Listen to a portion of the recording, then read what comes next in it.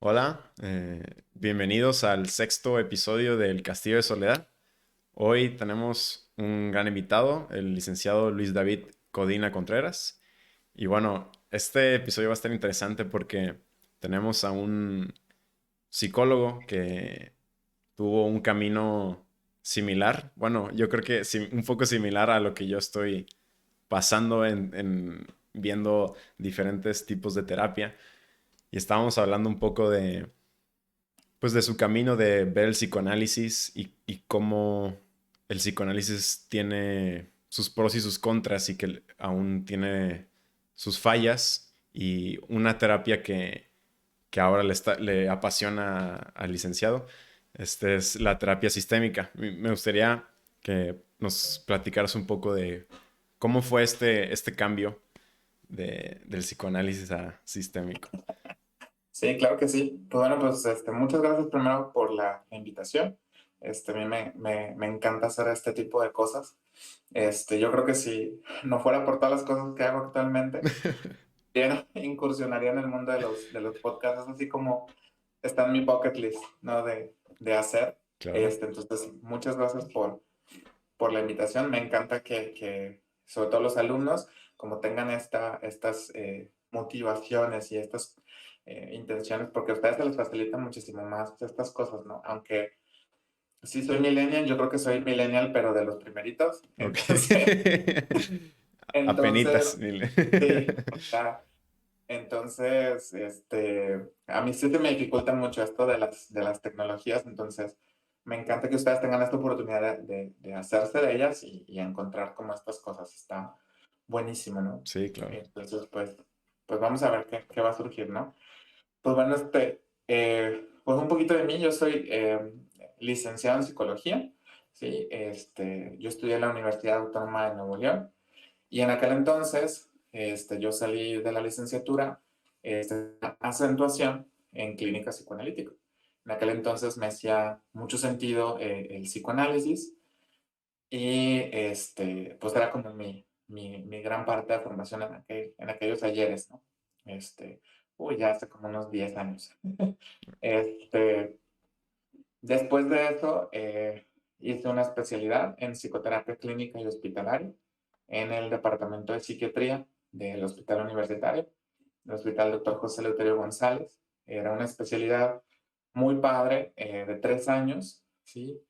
Desafortunadamente y por cuestiones, yo creo que administrativas y obviamente pues por mejorar la calidad de la atención y en la formación, yo fui la penúltima generación de ese programa de especialistas. Ahora la unidad de psiquiatría sigue ofreciendo un entrenamiento muy bueno, muy valioso, pero en formato de maestría, ¿no?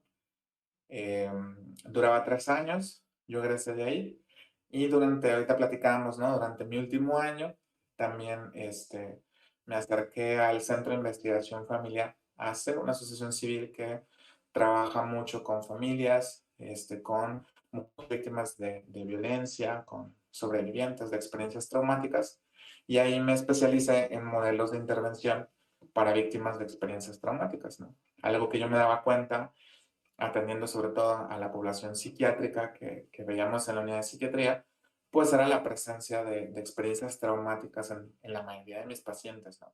Entonces, pues eso me condujo a querer formarme también en trauma, pues para poder ayudarlos de una mejor forma, ¿no?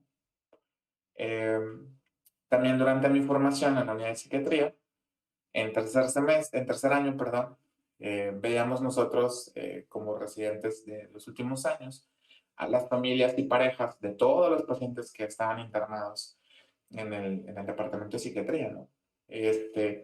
Lo cual me obligó a ir encaminado pues a otros horizontes en la terapia, y ahí fue donde conocí pues la terapia familiar, la terapia de pareja y el enfoque sistémico, ¿no?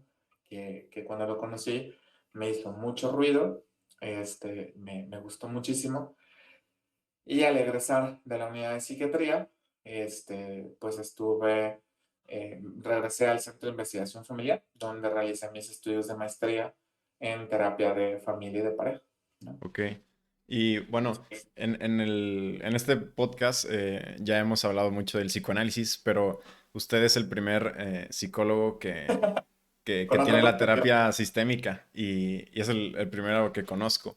No, me gustaría que si nos podías explicar un poco de qué va esta terapia sistémica y cuál es la diferencia un poco al psicoanálisis. Sí, claro. Pues yo creo que en ese sentido, una de las cosas que siempre se le va a reconocer al profesor Sigmund Freud, ¿no?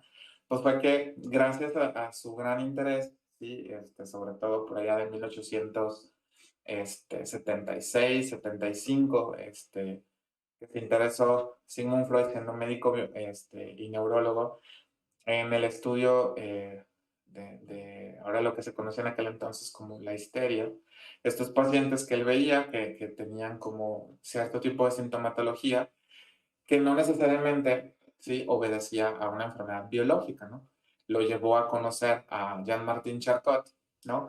En Francia, allá en la Salpêtrière, en el Hospital Salpêtrière, que originalmente pues era un lugar donde, pues, si conocemos un poquito de la historia y la evolución de la salud mental a lo largo de la vida, pues anteriormente existían estos sanatorios donde normalmente estaban las monjitas, los sacerdotes, que cuidaban, pues ahora sí como a, a todo lo que nadie quería de la sociedad, ¿no? Ok, Entonces el Hospital Salpetrial, ¿sí? Antes de ser hospital, era pues un lugar donde estaban pues las personas que se dedicaban a la prostitución, las personas que no tenían casa, los enfermos, sobre todo los enfermos de lepra, ¿sí? Pues que nadie quería y se guardaban ahí, ¿no? Uno de los grandes aportes que hizo Jean Martin Charcot pues fue que él empezó a revolucionar la instalación mental porque en ese tiempo los alienados, que se les conocía en aquel entonces, o sea, aquellos alejados de la sociedad, también estaban los enfermos mentales, ¿sí? Entonces, Charcot empezó a trabajar con ellos, empezó a trabajar con la hipnosis, le ayudó a Sigmund Freud a interesarse en esos aspectos y cuando Freud regresa, ¿no? de su aprendizaje con Charcot, empieza, ¿no? a descubrir que había ciertos síntomas que obedecían pues a una lógica más psicológica, ¿no? Pero que no era suficiente solamente con provocar estados hipnóticos, ¿no? Sino que cuando se hablaba del origen de estos padecimientos, pues ellos empezaron a dar cuenta que había sobre todo muchas experiencias traumáticas, muchas experiencias que tienen que ver con situaciones sexuales, abusos sexuales que vivían sus pacientes. Y entonces pues empezó sobre todo al inicio, porque después, desgraciadamente, Sigmund Freud, después de sus 22 casos de histeria, ¿no? Con su último caso, Dora, pues ahí pues se desvió un poquito Sigmund Freud, dejó de escuchar a sus pacientes, se peleó ahí con Dora y bueno, ¿no? No me voy a meter en detalles, pero lo que trato de decir es que él fue el primero en empezar a escuchar, ¿no? a, sí, a- a los pacientes y pues de ahí surgen todo. O sea, de ahí surge, pues todos los demás enfoques, cuesta quien le cueste y le cale quien le cale, ¿no? Pues él fue el primero. Y sí, de ahí fueron surgiendo pues la mayoría de los enfoques psicoterapéuticos. La terapia sistémica, como todos los enfoques en terapia, pues nace justamente en eso. O sea, siempre, diría Kuhn ahí en el nacimiento de las revoluciones científicas, ¿no? Siempre los movimientos bélicos, normalmente los movimientos eh, de guerras, de revoluciones, momentos críticos en la historia del hombre, generalmente lo que obligan están acompañados de cambios en los paradigmas, ¿sí? Que dominan todas las ciencias, ¿no? En la terapia sistémica, pues no fue la excepción. Así como en aquellos entonces, ¿sí? Estaba el boom en la psicología científica en Alemania, con los laboratorios de Wundt, con los primeros pasitos de Sigmund Freud, en la burguesía vienesa, ¿no? Eh, la terapia sistémica surge por ahí de la década de los 40 y de los 50, ¿sí? después de la Segunda Guerra Mundial, cuando, bueno, no después de la Segunda Guerra, sino en ese transcurso, cuando está toda esta cuestión de la persecución nazi, tienen que huir la mayoría de los judíos de aquellos lugares, entre ellos Sigmund Freud, ¿no? Y toda la escuela de psicoanálisis pues se dividió y se esparció por el mundo, ¿no? De ahí que surjan las escuelas de psicoanálisis, la escuela inglesa con Melanie Klein, la escuela francesa con los Lacandones, ¿no? Este, con Jacques Lacan, Sí.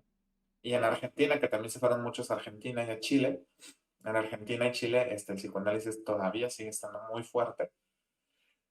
Y luego, pues, la escuela norteamericana del yo, con Harman y Anna Freud, porque Freud, pues, emigró en su tiempo a los Estados Unidos, ¿no? Sí. Entonces, en aquellos entonces, pues, había un momento crítico para la gente, ¿no? O sea, había mucha raza que todavía estaba viviendo los estragos de la guerra, no había gente que pudiera como trabajar, ¿no? Pues porque los hombres estaban en la guerra.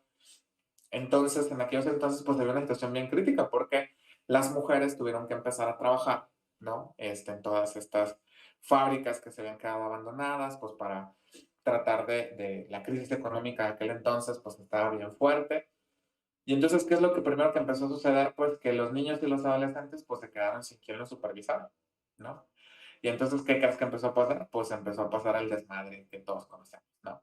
Pues empezaron a haber problemas con los niños y con los adolescentes, ¿no? Sobre todo con los adolescentes que sin supervisión pues empezaban a tener problemas con la ley, ¿no? Ok. Entonces, el gobierno de Estados Unidos era como que, pues oigan, morros, órale, o sea, ¿qué pedo? O sea, ustedes son los psicólogos y los psiquiatras y ustedes son como, pues, ¿qué hacemos, no? Entonces, en ese transcurso pasaron dos fenómenos interesantes. Uno fue que, sobre todo las trabajadoras sociales en aquellos entonces, pues empezaban a hacer supervisiones en las casas y a hacer intervenciones, a lo mejor no, si las ligamos o las vemos con la óptica actual, no se considerarían a lo mejor tan drásticamente como intervenciones familiares, Ok. pero eran intervenciones familiares. O sea, iban y daban como cierto tipo de intervenciones psicoeducativas hacia los padres, como de cómo lidiar con los hijos, cómo apoyarlos en las conductas, en poner límites, etcétera, ¿no? Y lo que empezó a hacer esto, pues fue a empezar a darle importancia, ¿sí? No solamente al individuo, sino al contexto. Es decir, de decir que, oye, pues hacer estas intervenciones con papá, con mamá, con los hijos, pues también resolvía muchas cosas, ¿no? Y por otro lado, pues que los mismos psicoanalistas, ¿no? Pues te empezaban a dar cuenta que decían, ah, la madre. Entonces, si yo estoy trabajando con los pacientes y traigo a los familiares, pues las cosas empiezan a mover un poquito más, ¿no? Claro. De los pioneros en empezar a integrar más miembros, ¿no? De la familia en las sesiones individuales, ¿sí? Pues están Nagy, por ejemplo, tiene un libro muy bueno que se llama Lealtades Invisibles, Virginia Satir, ¿no? Bowen, fueron los primeritos en empezar a dejar un poquito atrás, ¿no? Estas perspectivas de este paradigma histórico, este paradigma individualizado, este paradigma de largas sesiones, muchísimos años en terapia, para verdaderamente empezar a darle importancia, ¿sí? A la historia familiar, ¿sí? A la familia, al sistema, ¿sí? Y empezar a ver las bondades de integrarlos como parte del proceso terapéutico, ¿no? Que Virginia Satir va a traer, por ejemplo, lo que se conoce como la terapia intergeneracional.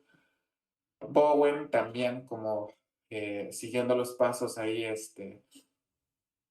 de Satir también va a hablar de terapia intergeneracional y de terapia familiar y de la importancia sobre todo de hacer evaluaciones familiares antes incluso de iniciar un tratamiento propiamente terapéutico. y pues toda la postura de, no me acuerdo cómo se llama, o no sé pronunciar el primer apellido de Nagy, von Sosmer, que es Ok. alemán el vato. Ajá. Este, pero Nagy con esta postura de que, bueno, había ciertas lealtades y ciertos principios que vamos como heredando de generación en generación, no hablados, y que nos hacen hacer cosas dentro de nuestras familias, ¿no? Claro. Problemas o problemáticas que nos dificultan la vida por tener estas lealtades hacia otros familiares. Entonces, redescubrir históricamente, ¿sí?, a estos familiares y estas relaciones, pues ayudaba también a resolver problemáticas actuales, ¿no? Claro. Este, Sí, los patrones familiares que uno no se da cuenta exacta, que tiene y sigue pues generando, quieras o no, pues traumas o exactamente, un patrón de comportamiento patológico, podrías decir, exacto, en los hijos y sin que se den cuenta. Y bueno, pues ahí también entra pues, o sea, o sea, es sistemático porque pues no es el individuo, sino también es la familia y supongo que también entra la cultura y claro. más cosas más. En aquellos entonces, todavía ellos, o sea, tanto Nagy como Bowen, como Virginia Satir, originalmente eran psicoanalistas, ¿no? Ujú. Entonces eran psicoanalistas que la demanda que había en ese entonces, sobre todo en Estados Unidos, era de que, oye, pues tengo estas broncas, necesito que las resuelvas y no puedo tener a 15 años en el diván a una persona, ¿no? O sea, necesito que las problemáticas se resuelvan más rápido, Sí, ¿no? ¿Por qué? Porque yo no puedo tener adolescentes en conflictos con la ley, tengo a las mujeres trabajando, tengo a los hombres que regresan también con experiencias traumáticas, sí. con estrés postraumático, o sea, Ajá. esto es una madre, ¿sí?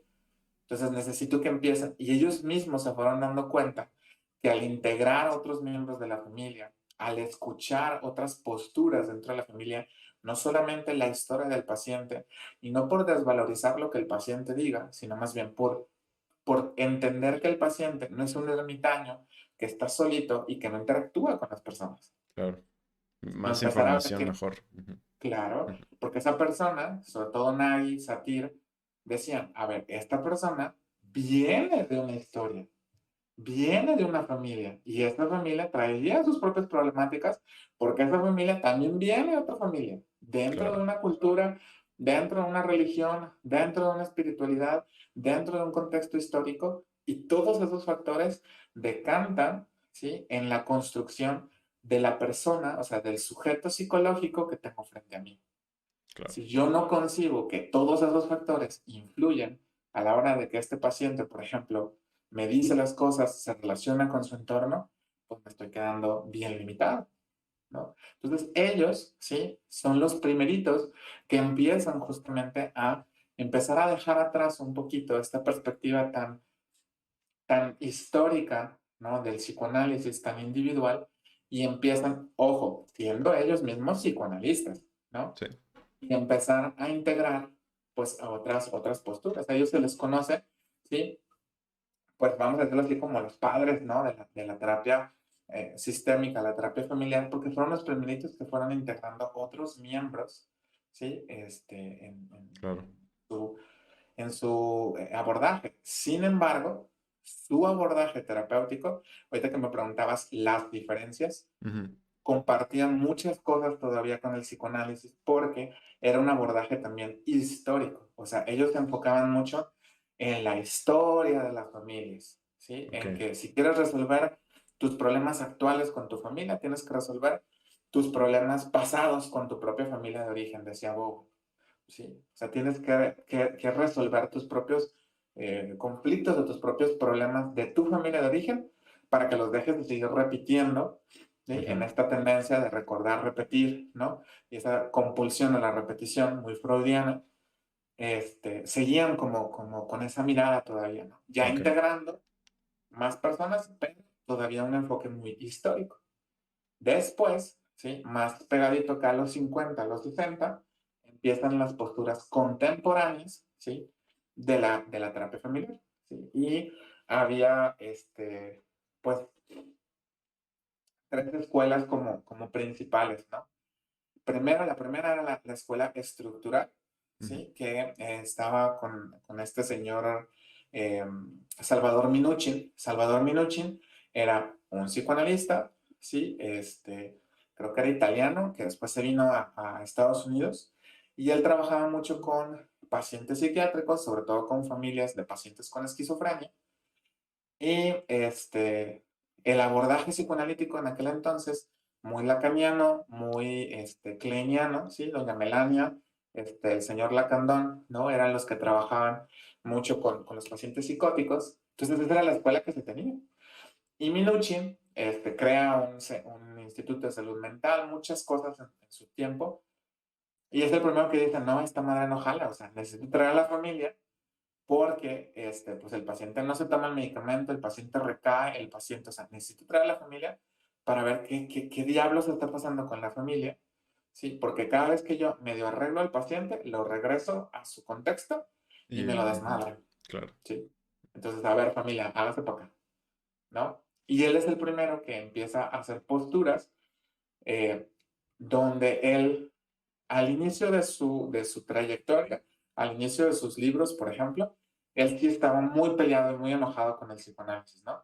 Ok. Incluso él decía, la historia no importa, o sea, importa la estructura familiar.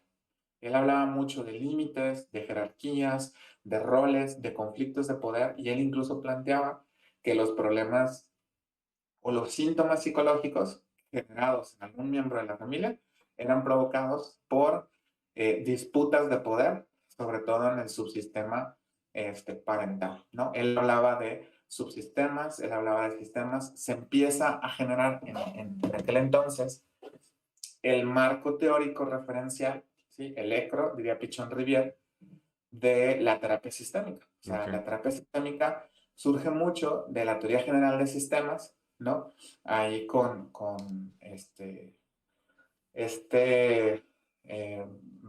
Bertalanffy, ¿no?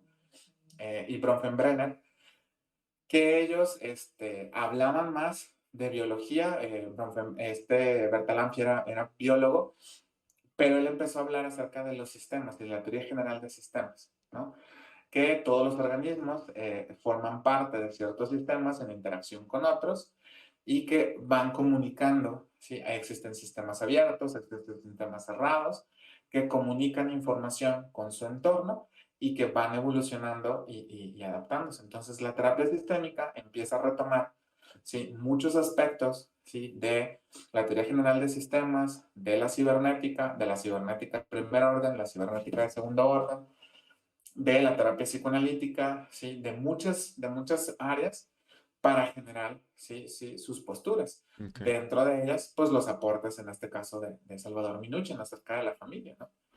Entonces, su marco teórico se fue nutriendo y surge la primera escuela de familia, ¿no? Después, al final ya casi de su vida, Salvador va a decir, ¿no? También en sus libros, ¿no? De que, bueno, ¿sabes qué? No, sí me arrepiento. O sea, no es tan importante la historia, pero sí es importante. O sea, sí la tenemos que tomar en Claro. cuenta. No la Ujú. podemos como negar, ¿no? Después en Palo Alto, ¿sí? En Palo Alto, California, surge otra escuela muy significativa en la construcción de la terapia sistémica, que es la escuela, bueno, se le conoce como la escuela de Palo Alto, donde estuvieron Paul Václavic, por ejemplo, un psicólogo revolucionario, que hablaba mucho acerca de la comunicación y cómo las formas. La escuela de Palo Alto habla mucho acerca de, bueno, cómo la forma en la que nos comunicamos también, sí, provoca tanto muchas problemáticas relacionales, vinculativas, incluso síntomas psicológicos, este, y ellos ponían el ojo pues en la comunicación y en la forma en la que las personas nos comunicamos, cómo nos comunicamos, provoca o puede resolver problemas en las personas.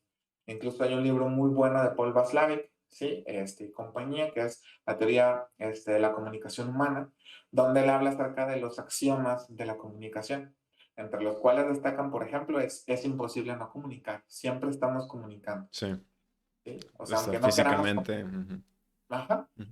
Sí, los niveles de la comunicación, analógico y digital, sí, o sea, muchas posturas que refrescaron también, sí, todo lo que ya se venía aprendiendo de Salvador Minuchin, de de los sistemas y las jerarquías y el poder, ahora le agregamos la comunicación. El cómo decimos las cosas, la manera en que decimos las cosas es tan importante con cómo lo que decimos, ¿sí? Y en dónde pongamos el punto, en dónde pongamos el ojo, en dónde nos fijemos, ¿sí? En este pedacito de comunicación también va a provocar o muchas malas interpretaciones, ¿sí? O una comunicación fluida enfocada a resolver problemas, ¿no? Ok. Entonces, la escuela de Palo Alto sí se define mucho por esta parte. Y de la escuela de Palo Alto surge lo que se va a conocer posteriormente como la escuela estratégica, ¿sí? La terapia estratégica, ahí con Jay Haley, Chloe Madanes, ¿no? Jay Haley y Chloe Madanes eran esposos, luego se divorciaron, pero con sus posturas, ¿sí? Una terapia más enfocada a resolver problemas. Ellos empezaron a decir, ok, sí es importante la historia, un poquito, hay que aprender de dónde venimos y no negar que venimos de una construcción, pero es muy importante cómo nos comunicamos, la forma en la que se organiza la familia, cómo están los límites, cómo están las reglas, cómo están las jerarquías, cómo se comparte el poder, pero también las estrategias que vamos a utilizar para resolver problemas. O sea, ellos empezaron a sacar como este enfoque de decir, ok, todo lo demás es muy bueno, pero la gente necesita empezar a resolver problemas. ¿Sí? Entonces, ellos se enfocaron a crear un sistema, ¿sí? Y un enfoque terapéutico donde el objetivo principal no era hacer consciente lo inconsciente, ¿sí? Ok. Como en el psicoanálisis. Ujú. No era reestructurar la jerarquía familiar como en la terapia con Salvador Minucci, ¿sí? Retomaba ciertos aspectos, no era aprender a comunicarnos de la mejor manera para evitar dobles vínculos y patologías del lenguaje que no nos permiten comunicarnos y funcionar adecuadamente, como en la escuela de Palo Alto. Integraba todos esos aspectos y decía, lo importante es resolver el problema que trae el paciente a la sesión. Su postura era muy clara, decía, los pacientes vienen sufriendo a la terapia, ¿sí? Y queriendo resolver. Entonces lo que tenemos que hacer es ayudarlos Sí. a resolver esos problemas. Directo. ¿Sí? Ujú. Exactamente, está muy bueno que todo lo demás, pero hay que resolver problemas, ¿no? Entonces la terapia estratégica, ¿sí? Se enfoca justamente en utilizar estratagemas, es decir, se nutre mucho de un poquito de los primeros aportes de Milton Erickson, ¿sí? De la hipnosis clínica, retomando algunos apuntes incluso de Charcot, ¿no? Eh, para poder, a través de estratagemas, o sea, a través de estrategias muy peculiares y particulares, muchas veces no obedeciendo a lo que se conoce como una lógica no ordinaria, ¿sí? O sea, no decir, ah, bueno, tienes problemas con tu hija, pues deja de tener problemas con tu hija, no, Sano. ¿sí? O sea, tienes problemas de sobreprotección con tu hija, ah, muy bien, bueno, pues ahora lo que vas a hacer es quiero que seas más sobreprotectora con tu hija. Quiero que todo el momento, todo el día, todos los días, todo el momento del día, estés sobre tu hija. La vigiles todo el tiempo. Estés todo el 24/7 con ella. ¿Qué es lo que va a provocar? Sí, utilizando una paradoja. Que la Exacto. mamá, pues, ay, no, va. O sea, que flojera. Mejor me voy a distanciar, ¿sí? De mi hija, ¿no? O sea, utilizando paradojas, utilizando contraparadojas, ¿sí? Utilizando estratagemas van a ir resolviendo los problemas. Entonces, en este camino de evolución se va nutriendo como el marco teórico de la terapia sistémica, que incluye todos estos enfoques, ¿no? La terapia sistémica surge desde una perspectiva donde vamos a entender al individuo, sí como individuo, pero como parte de un sistema más grande, como parte de un sistema con el que interacciona, con el que comparte información, con el que se vincula y con el que, así como el sistema lo cambia a él, él cambia el sistema también. Entonces, es un enfoque terapéutico que abre más la perspectiva y donde lo principal, ¿sí? Pues es resolver, ¿sí? Claro. Resolver aquello que el paciente trae a la terapia, Sí, ¿no? y ahí va, o sea, entra, o sea, sí lo veo como puede conectar hasta con el feminismo y la Ah, de, interseccionalidad y que, o sea, todo está conectado y de nos... hecho, las posturas Ujú. más postmodernas de la terapia sistémica. Incluso hay terapia familiar feminista, terapia de pareja feminista, ¿no? O sea, sí, totalmente. O sea, la lectura de género se incluye mucho en la terapia sistémica. Y como decíamos hace ratito, o sea, algo que el enfoque sistémico hace, la base del enfoque sistémico son muchas ciencias, ¿no? O sea, como te digo, la cibernética, la teoría general de sistemas, el propio psicoanálisis, lo cognitivo-conductual. Entonces, la perspectiva sistémica es una perspectiva muy integrativa, ¿sí? A diferencia de otras líneas terapéuticas, ¿sí? Los sistémicos te dicen, no, ¿sabes qué, vato? O sea, pues no me importa quién está bien o quién está mal, o sea, lo importante es solucionar, ¿sí? Sí, Solucionar la problemática de la pareja. Si te sirve eso, dale, ¿no? Porque después de la propia postura sistémica, estas son las bases, ¿no? Van a surgir enfoques contemporáneos muy padres, ¿no? Las terapias contextuales, la terapia narrativa, la terapia feminista, la terapia de pareja, la terapia de pareja enfocada en emociones, la ujú, terapia enfocada a soluciones, ¿no? Ahí con Stevie D. Chaser, ¿no? Este, entonces va a surgir también o va a permitir que nuevos enfoques más contemporáneos, más integradores, más que incluyan perspectiva de género, que incluyan la postura feminista, el trabajo con poblaciones de la diversidad sexual, el trabajo con poblaciones con discapacidades, se empiecen a integrar, ¿no? claro. Entonces, es una terapia que en lo personal me gusta mucho, me hace mucho sentido. La puedes trabajar desde lo individual, desde pareja, desde familia. Y eso justamente lo que a mí más me ayuda es que es un enfoque que está centrado en solucionar los problemas que traen a la persona a la terapia. Sí incluye descubrir el origen de cosas, revisar el pasado, pero su principal enfoque es resolver, ¿sí? O sea, vamos a resolver problemas, o sea, vamos a resolver lo que te trajo aquí. Sí, claro. Y digo, ahí también, digo, está el otro lado que podríamos decir que intenta resolver lo mismo, pero con otros métodos que, bueno, pues es el cognitivo-conductual, que también se mueve completamente del psicoanálisis, pero sigue en el individuo y sigue en los Así es. pensamientos, y, o sea, y no ven mucho de la estructura y de los sistemas. Y quería preguntarte, ¿cómo ves estas terapias? ¿Crees que la sistemática se pueda llevar muy bien con el cognitivo conductual? O sea, como atrapar. Sí, Perfecto. no, totalmente, Ujú, totalmente. Incluso existe la terapia de pareja conductual, la terapia de familia cognitivo-conductual, ¿sí? O sea, porque al menos lo que yo he encontrado en mi experiencia de vida y de ir formándome es que el enfoque sistémico integra, ¿sí? O sea, mientras otros enfoques se están peleando y se están sacando la lengua y se están diciendo quién es el más feo claro. y yo soy mejor y muchas cosas, ¿no? El sistémico dice paz y amor, o sea, ¿sabes qué? Todo. Vénganse Ujú, todos, o sea, vamos a generar, ¿no?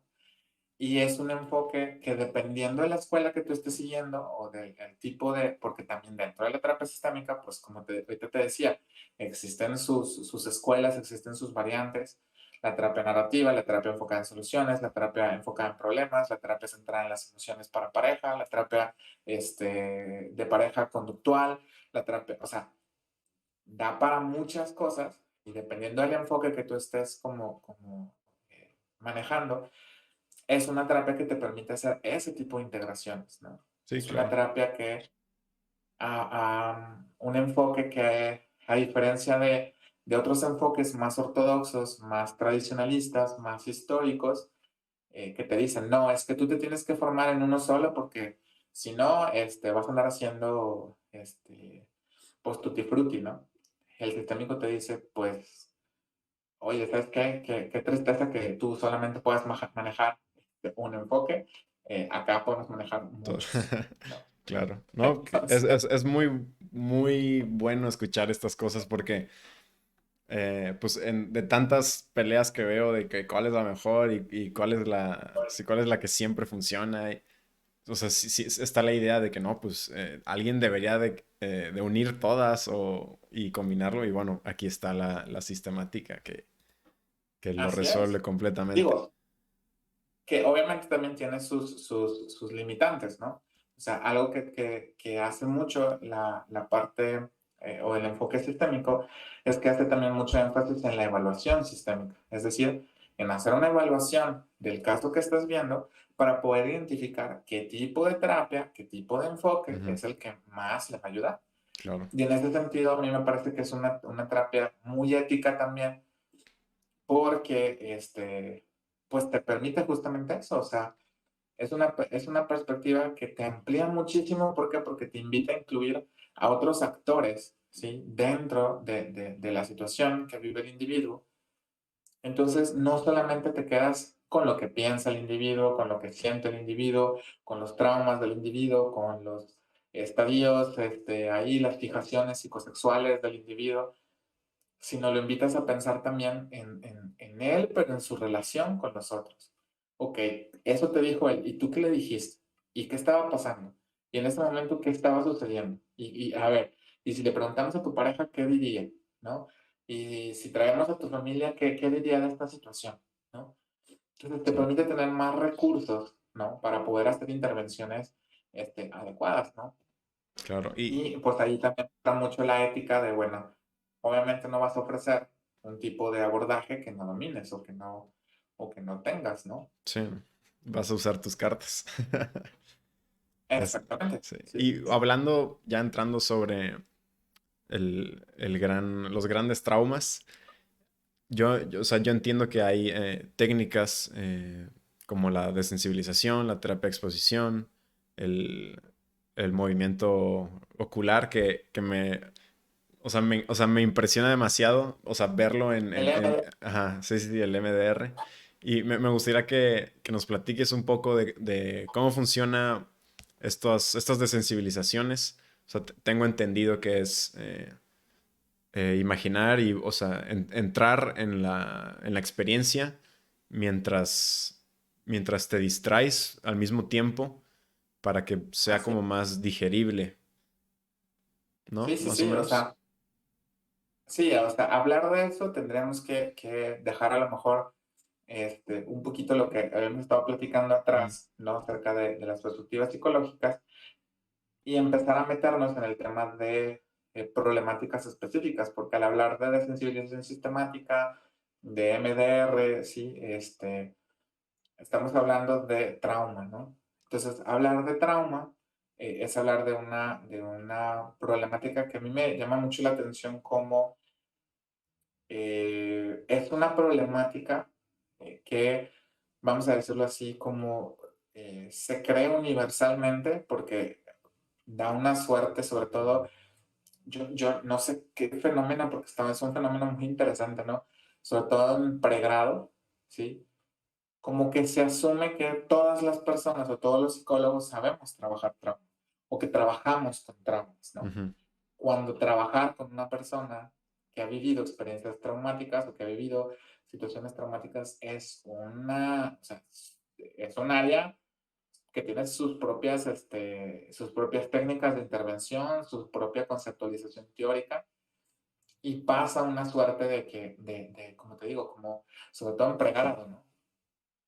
Se asume que todos sabemos trabajar con trauma y no es verdad, ¿no? Se asume que en todas las formaciones, por ejemplo, de pregrado, se, se, se preparan los alumnos para trabajar con trauma y no es cierto, ¿no?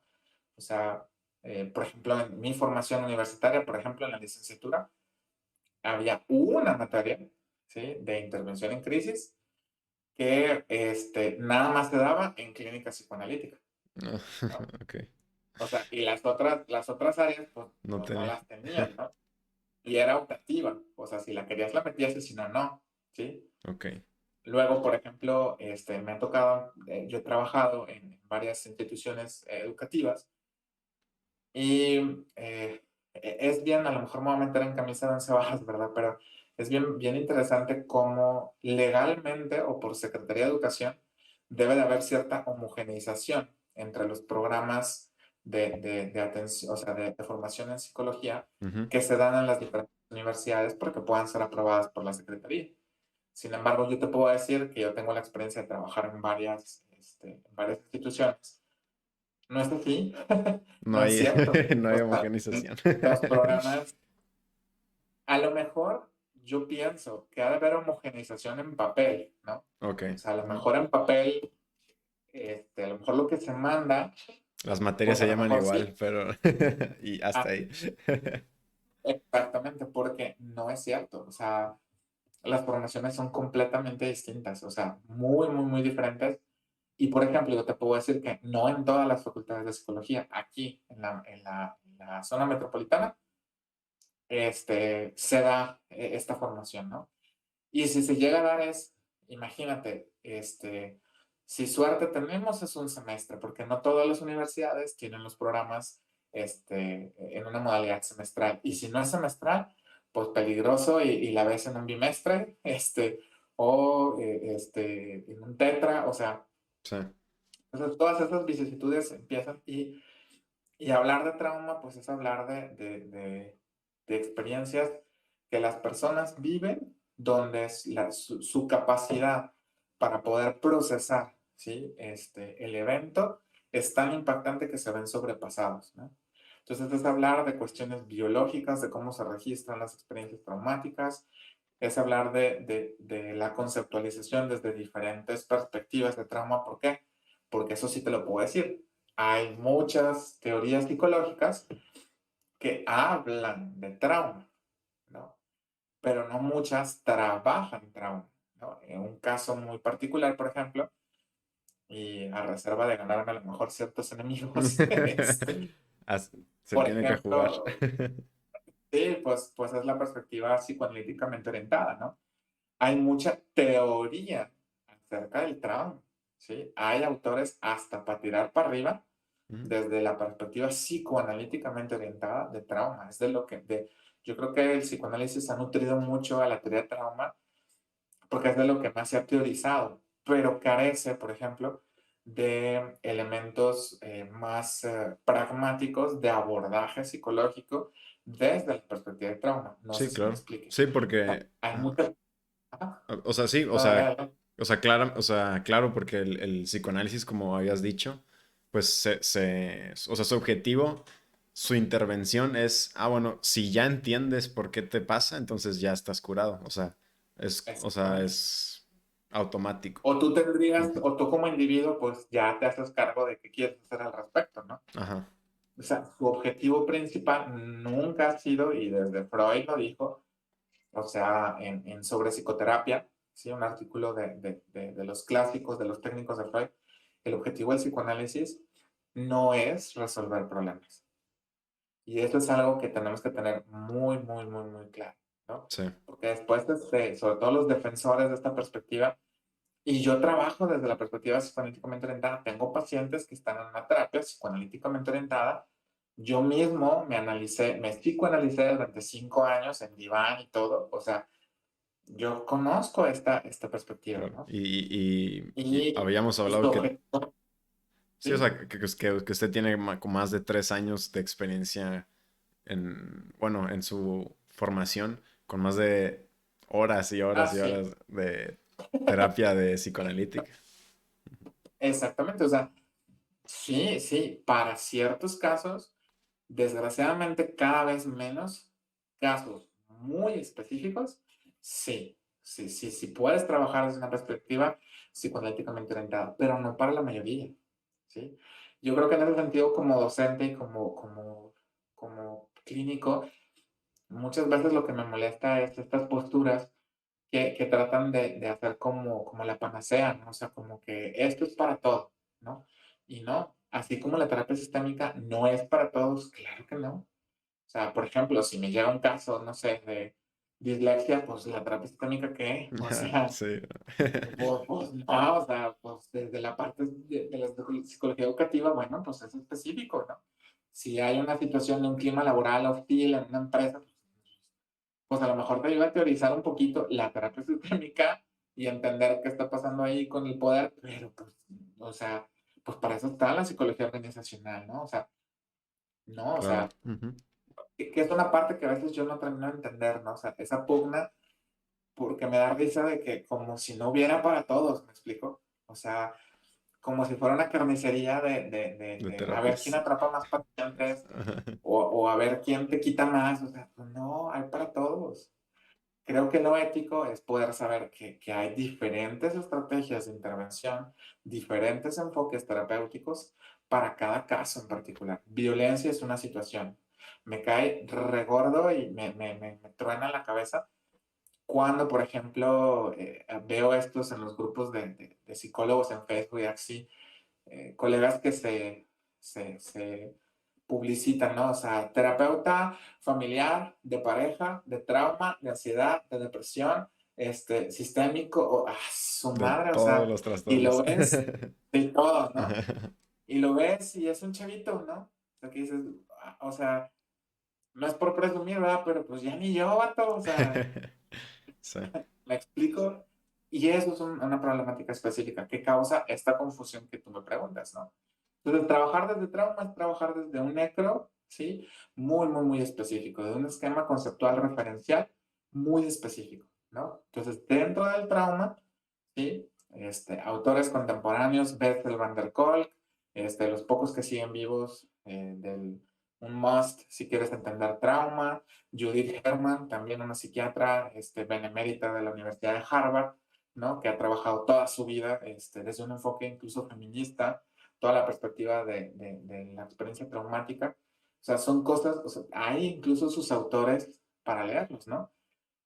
Si es bueno leer a los contemporáneos, claro, digo, a los clásicos, claro, totalmente, pero es ilógico que vayamos a utilizar, ¿sí?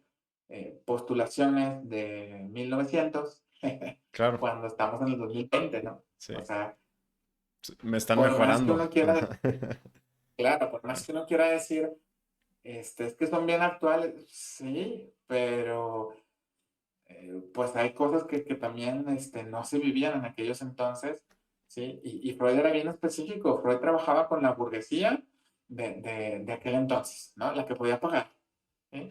Y sobre todo con mujeres, ¿no? Entonces, no podemos esperar que todas sus postulaciones pues sigan activas, ¿no? Sí, Entonces, hay que entender eso. Y en ese sentido, dentro de trabajar con experiencias traumáticas, hay muchas estrategias de intervención específicas. Aquí hay que diferenciar entre un enfoque terapéutico, que hablaríamos el sistémico, el cognitivo-conductual, el humanista, el narrativo, el psicoanalíticamente orientado, a una estrategia de intervención. Una estrategia de intervención es el MDR, es la desensibilización sistemática, es la terapia por exposición narrativa, ¿sí? O sea, son estrategias de intervención específicamente diseñadas para trabajar específicamente con eh, problemas muy, muy, muy particulares, ¿no?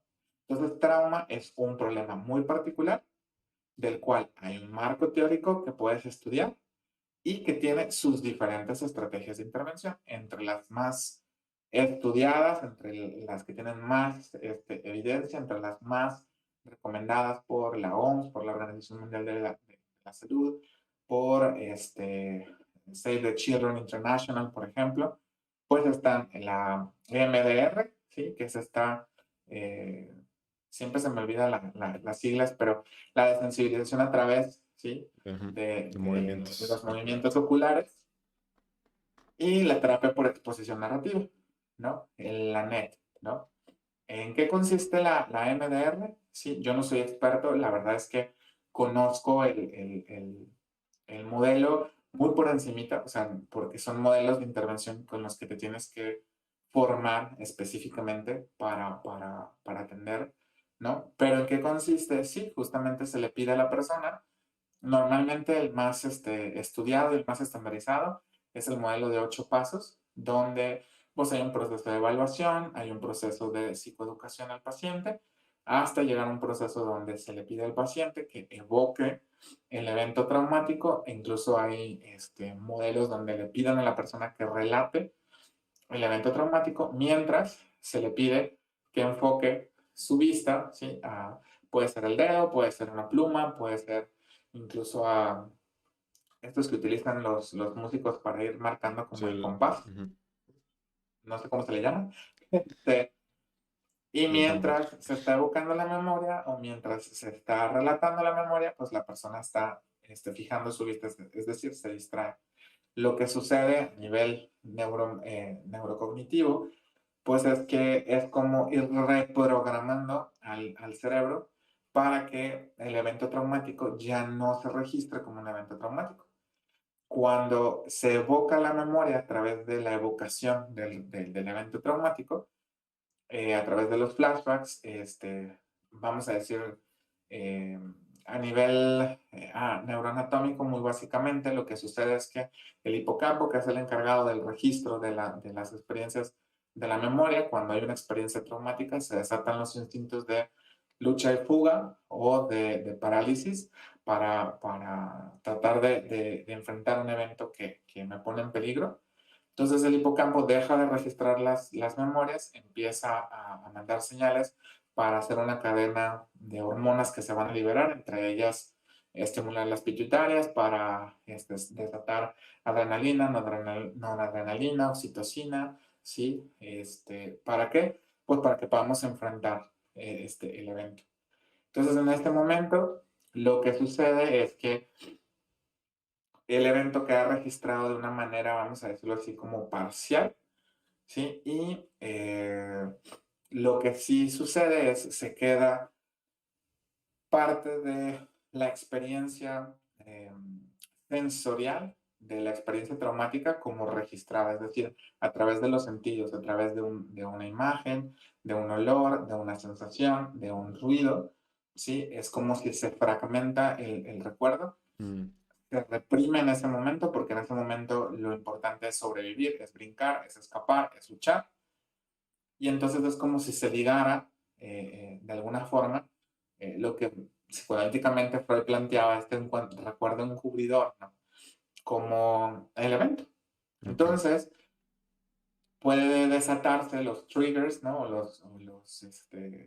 Estas situaciones que pueden desatar el recuerdo, pueden ser a través de los sentidos y la persona es como si surge de nuevo ese fragmento de recuerdo y la persona revive en ese momento, incluso físicamente, lo que está sucediendo. Entonces, lo que pasa en el MDR es que al estar distraído, enfocando tu vista, ¿no? En el movimiento, ¿sí? De un objeto, lo que se hace es que es como si distrajeras al cerebro, se evoca la emoción y cuando viene toda esta descarga, como de flashback, incluso fisiológica de lo que sucede, tu cerebro está distraído, fijando la punta, entonces ya no se registra o ya no surge toda esta sobrecarga como emocional y de experiencias, ¿no? Entonces ok, se va desensibilizando ese recuerdo, de tal forma que después el recuerdo pierde su capacidad, vamos a decirlo así, de funcionar como un trigger, ¿no? O claro, sea, ¿por qué? Porque ya no, a través de una reprogramación, o sea, ya no, tu cerebro, vamos a decirlo así, no sí, consciente, ya no asocia el recuerdo de la memoria traumática a todas esas sensaciones fisiológicas que se viven, ok, o ¿no? sea, Esto es lo que funciona en el MDR, ¿no? Digo, lo estoy súper simplificando. Si me escucha ahí en el TEC, por ejemplo, la doctora Melina Miaja, que es experta en eso, ok. me tira por la ventana, ¿no? No, pero Pero es porque muy, ella, por ejemplo, ella sí es experta en MDR, sobre todo en adultos, y pues me callaría la boca, ¿verdad? Pero en general, más o menos así funciona el MDR, ¿no? ok, ok. Y bueno, hablando sobre traumas, creo que recuerdo haber escuchado que no le gustaba la palabra resiliencia. A mí, Sí, ¿no? pues Y más que no que me había una guste, controversia ahí. O sea, que... Y me no, gustaría preguntarle sobre eso. ¿Qué piensa con esa palabra? no, o sea, no es que me guste, sino más bien, no es que no me guste, más Ajá. bien, lo que pasa es que utilizamos el término mal, ¿no? O sea, la resiliencia es la capacidad que tenemos todos los seres vivos, ¿sí? en especial las personas, ¿sí? Viene de una propiedad de los metales, ¿no? De calentar mucho un metal, por ejemplo, llevarlo a su punto de fuego y volver a su forma original, ¿no? Entonces, la resiliencia psicológica es la capacidad que tenemos eh, las personas, ¿sí? De recuperarnos, ¿sí? De los eventos difíciles de la vida, ¿sí? Es decir, por ejemplo, un evento traumático y salir airosos de él, ¿no? Con lo que yo estoy peleado, más bien, qué bueno que me lo preguntas, no sabía que había esa controversia. Lo que sucede es que a mí no me genera ruido mucho cuando las Ujú. personas asumen que todas las personas son resilientes, así como por arte de magia, ¿no? Así como, ah, bueno, pues a Fortalis, ¿no? Sí. Ya, eres resiliente y Ajá. entonces te tendrías que recuperar de todos los desmadres o todas las experiencias difíciles de la vida, ¿no? O estas cosas que a mí ay, cómo me generan ruido y trabajo mucho con mis pacientes, sobre todo cuando veo familias bueno, pues es que yo también me deprimí en la adolescencia, entonces, ¿por qué mi hija no puede, superarlo sola? Ay, o sea, porque la resiliencia, si bien es una propiedad que potencialmente tenemos todas las personas, también depende de muchas otras circunstancias, ¿sí? O sea, depende del contexto en el que vivimos, depende de la red de apoyo que tenemos, depende de las circunstancias en las que vivimos, ¿sí? No va a ser lo mismo, por ejemplo, un chavito, por ejemplo, que vive en una colonia, privilegiada aquí en Monterrey, ¿no? A un chavito que vive, por ejemplo, en una colonia caliente de aquí de Monterrey, peligrosa. No, pero es que licenciado, pero es que entonces, y los recursos psicológicos y bla, bla, bla. Sí, sí, claro que sí. Sí. Pero los retos, ¿sí? Y las vulnerabilidades a las que está expuesto, por ejemplo, el que vive en una colonia caliente, ¿sí? De aquí de la zona metropolitana, vamos a llamar Tierra y Libertad, por ejemplo. Nunca las va a vivir el que vive en la colonia, a lo mejor, no sé, la que te guste, de alto calibre, ¿no? Sí. O sea, que pertenece al municipio más rico de México, ¿no? No, ¿sí? ¿Por qué? Porque esta persona tiene un factor de vulnerabilidad muchísimo más alto que este. Que a este también lo pueden asaltar, que a este también puede vivir experiencias. Claro, por supuesto. Pero este que vive acá tiene muchísimas más vulnerabilidades por el contexto en el que está. Porque a lo mejor vive en una familia que está multiestresada, vive en una colonia donde hay delitos, donde hay violaciones, donde hay pandillas, ¿sí? A lo mejor no tiene los recursos económicos para estudiar una carrera, cosas que esta otra persona nunca Sí, nunca se le va a entró. proponer, ¿no? Ujú. Te voy a poner un ejemplo bien sencillo que me pasó justamente esta semana con una de mis alumnas supervisadas aquí en el TEC, ¿no? Ujú. Me estaba contando el caso que estaba viendo en su centro de prácticas y pues lo difícil que estaba haciendo para ella era un niño que originalmente tenía problemas de lenguaje y que estaba como con un cierto trauma, como lo mencionabas tú hace rato, de que entonces todos iban a morir por balazos, ¿no? Y entonces se escuchaba un ruido y, ay, ya van a venir a matarnos con balazos, ¿no? Entonces parecía que había una situación de una experiencia traumática, ¿no? Y la intervención que le estaban indicando a esta alumna, no voy a quemar a nadie, pero de sus entre prácticas era que como que, bueno, pues ya nada más explícale que hay otras formas de morir y que no solamente las personas tienen que morir por balazos. Y yo, a ver, Sí, no.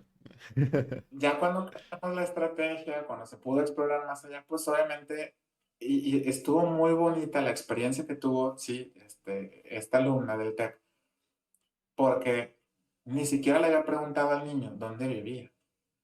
Entonces, cuando le dice dónde vive y que vive en una colonia caliente, que mi alumna se pone a investigar dónde está esa colonia caliente, incluso pues le ganó la emoción, ¿no? En la supervisión, porque decía, profe, yo ni idea Sí, que esta colonia existía. Sí lo dijo, ¿no? O sea, existía aquí en Monterrey.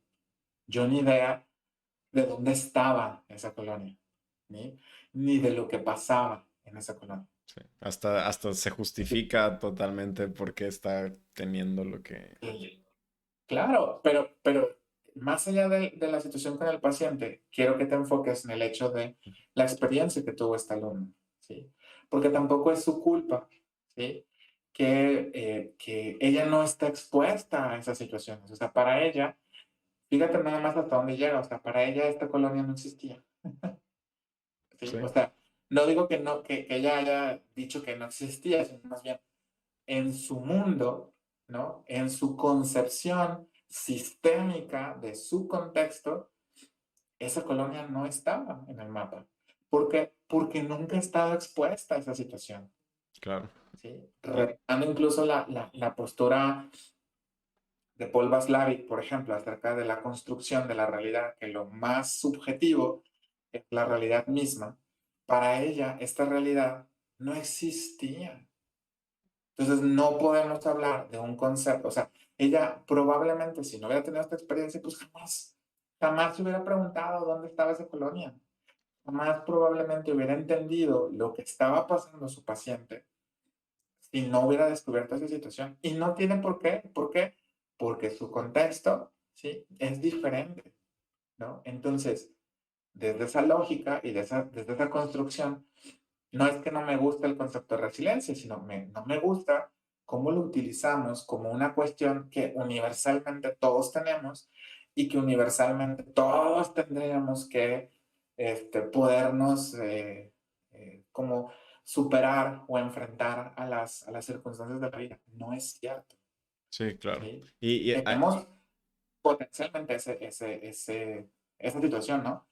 Pero no universal, ¿no? Perdóname. sí, no, no, sí, o sea, iba a decir que por esas mismas cosas donde literalmente, o sea, tu contexto crea tu realidad, por eso mismo los conflictos políticos mundiales y los Ujú. debates, las controversias y los diferentes puntos de vista pues, se originan por eso, porque no entienden el contexto de la otra persona y, o sea, no puedes ver el contexto de una población indígena y etcétera, y por eso todos los problemas.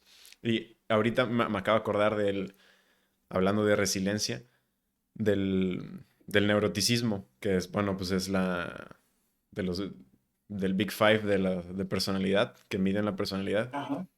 O sea, yo creo que lo confunden con eso, con tener un bajo neuroticismo y que es, bueno, que no te, según yo, no te afecta tanto las experiencias dolorosas, por así decirlo. O sea, no eres tan sensible, pero yo creo que lo confunden con resiliencia, que es la capacidad de, Ah, ok.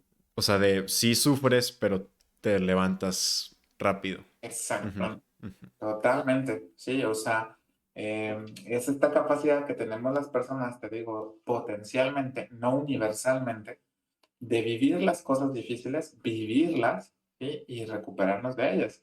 Y ahorita que mencionas el Big Five, ¿no? Otra área de mi expertise es la evaluación psicológica o el uso de pruebas psicológicas para evaluación. Y ahí tú acabas de exponer otra de las áreas de oportunidad que tenemos como psicólogos enormemente, ¿sí? O sea, la parte de el mal uso que le damos o la mala formación que tenemos muchas veces en evaluación psicológica. Tenemos ahí los instrumentos de evaluación, las pruebas, y siempre pasan dos situaciones así que son bien características otra vez, sobre todo en la formación de pregrado, ¿no?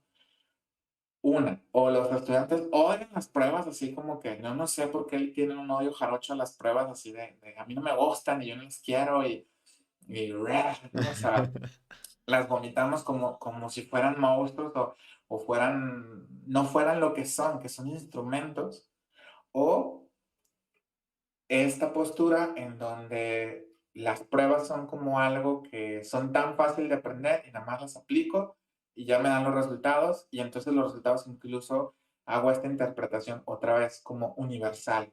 Si aquí dice la prueba, entonces Un ultimátum. quiere decir que como dijiste ahorita tú, ¿no? Y voy a tomar tu ejemplo, ¿no?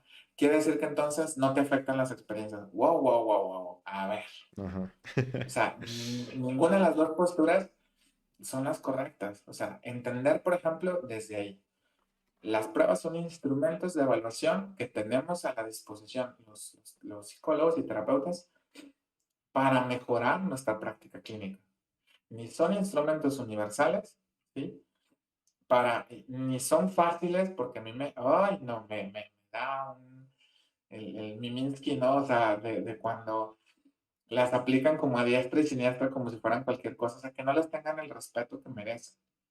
Y no lo tienen porque no saben utilizarlas, no saben hacer una evaluación psicológica, y nada más para cerrar como mi corte comercial, ¿no? O sea, es una evaluación que se hace en un momento específico del tiempo, con objetivos muy específicos, porque pues hay pruebas hasta para tirar para arriba, de lo que quieras puedes evaluar en ese momento, Sí, en ese fragmento de tiempo, bajo los contextos que en ese momento estaban presentes.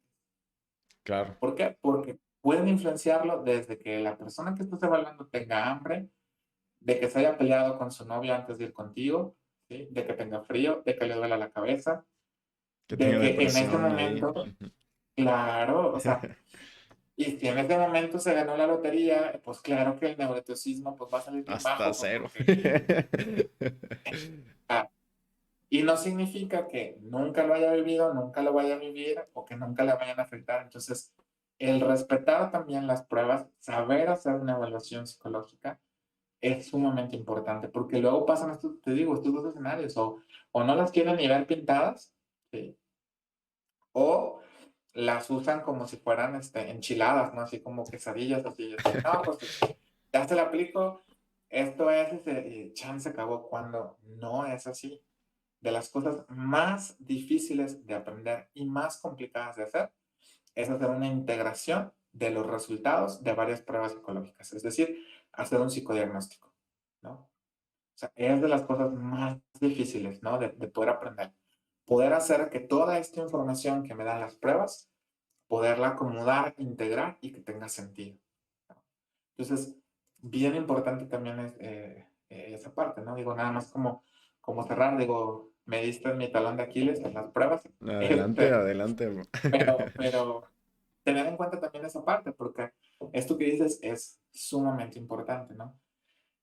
Siempre tenemos que pensar que, por eso yo creo que aunque avancemos en la ciencia y avancemos en la tecnología, algo que no se va a poder sustituir jamás va a ser nuestra área de psicología, ¿sí?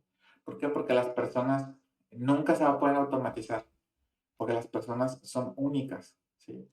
Cada caso es particular, cada caso va a necesitar ciertas estrategias, ciertos instrumentos, cierto enfoque terapéutico, ¿sí?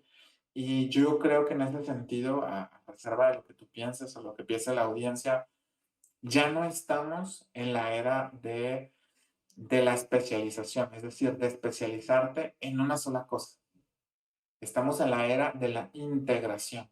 O sea, entre más aspectos tú integres, entre más estrategias de intervención conozcas, entre más enfoques terapéuticos conozcas, adelante.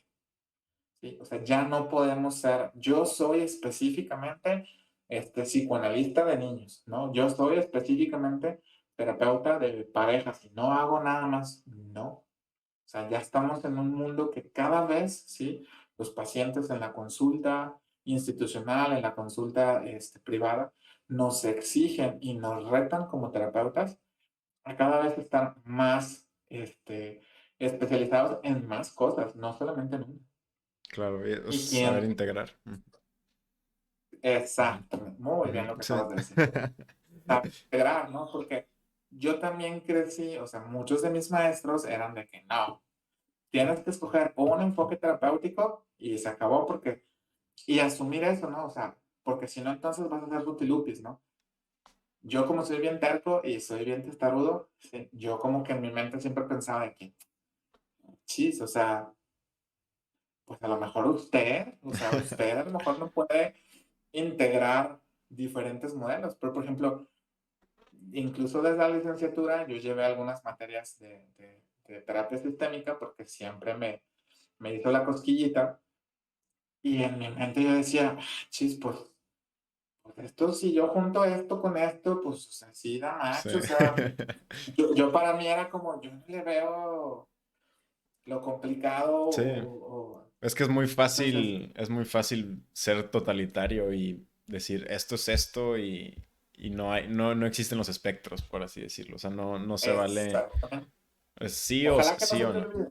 Sí, no, yo estoy muy a favor de esa perspectiva de saber encontrarle lo positivo a las A diferentes todo. terapias y poder combinarlo todo. Eso es como mi idea que tengo por el momento y digo, estamos viviendo totalmente en una época donde ya pues se está rompiendo esa idea de que es sí o no.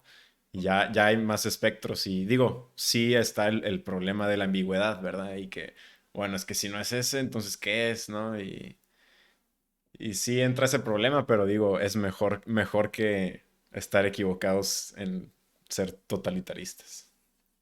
Claro, yo Ujú. por eso siempre he sido de la idea y en eso se ha caracterizado mi formación, o sea, de seguir aprendiendo siempre. O sea, ahorita estoy a punto de iniciar otra maestría Excelente. en terapia breve sistémica, justamente. O Ok. sea, entonces, yo creo que el ser humano y sobre todo nosotros como terapeutas no nos podemos quedar parados. O sea, tienes que seguir aprendiendo y tienes que seguir aprendiendo lo que a ti te hace sentido, porque lo que a ti te haga sentido como terapeuta, le vas a poder transmitir eso con tus pacientes, ¿no?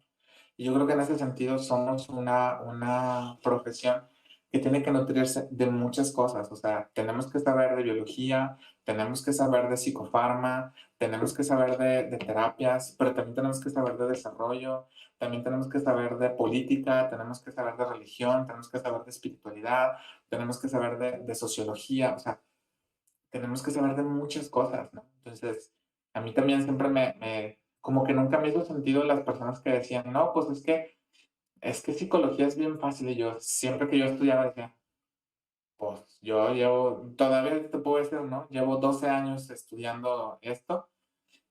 Hasta ahorita yo no me he encontrado Sí.